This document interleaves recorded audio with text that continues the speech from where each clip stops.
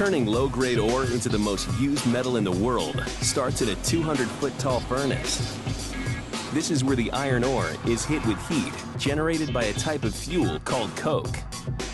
Coke is a result of burning the impurities and the junk out of coal that you don't need to get to the good stuff, which is going to burn cleanly and give you the nice, hot, clean fire that you need to make steel.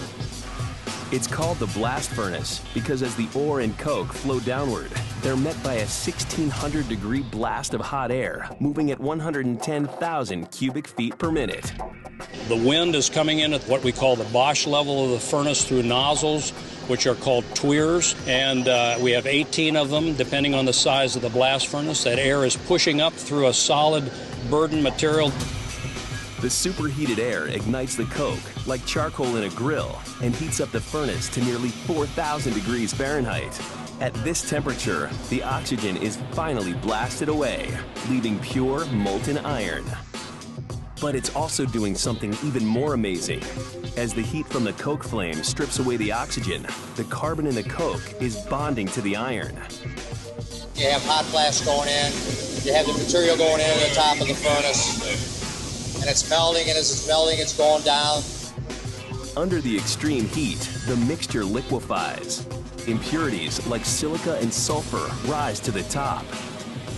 The heavier iron sinks to the bottom, where it's drawn out in a glowing molten stream. The furnace until it turns into liquid, and it comes out the tap hole. Every 45 minutes, some 500 tons of molten metal, called pig iron, gushes from the tap. It's called pig iron because it was originally cast into molds resembling piglets suckling a sow. But ironically, though the iron has been freed from the oxygen, the molten pig iron that flows from the furnace has a new problem: too much carbon. Over 4%, which makes the resulting metal much too brittle.